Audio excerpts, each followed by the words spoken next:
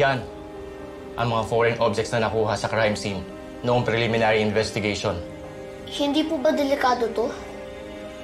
Baka po mapahama kayo, Sir Adrian. O kaya po yung trabaho nyo. 2 taon na ako sa presinto sa Kapitolyo. Hindi ko na masikmura yung pagmamanipulita sa mga kaso.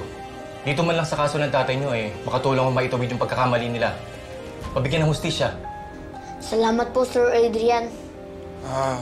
Sir Adrian, yung ebidensya ho na yun, may nakasulat ho na Victor. Sino ho yun?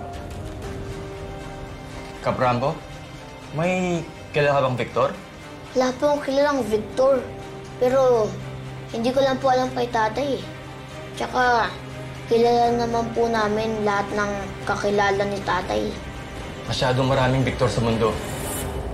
Kailangan natin palitin ng area ng paghahanap.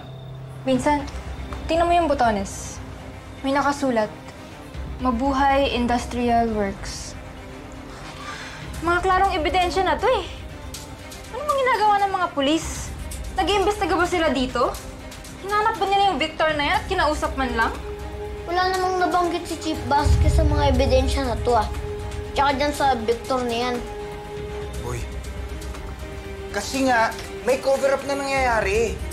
Kaya nila tinatago itong mga ebidensyang itong sa'yo para hindi mo malaman kung sino yung talagang killer ni Tito Gregory. Hindi ko papalampasin to. Kailangan may managot dito.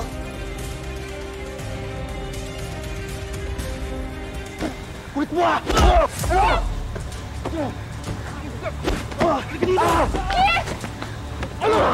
Ano?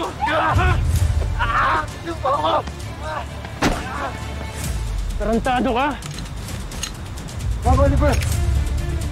Ngayon mo ilabas ang tapang mo! Oo, Bago, Oliver!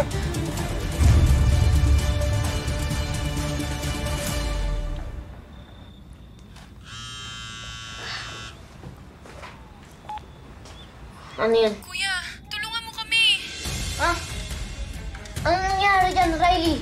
Nag-aaway si Cliff at Oliver. Hindi ko sila maawat. Wala akong makitang guard dito. Nasaan ba kayo?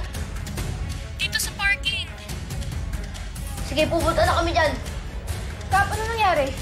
Nasa panganib si Riley. Sige na, Kap. Puntahan niyo na si Riley. Kami nang bahala ni Kuya Adrian dito. Sir, hingi po kami ng tulong kapag kailangan po namin. Sige, Kap. Salamat, Jenny. Tara na, boy. Ingat kayo.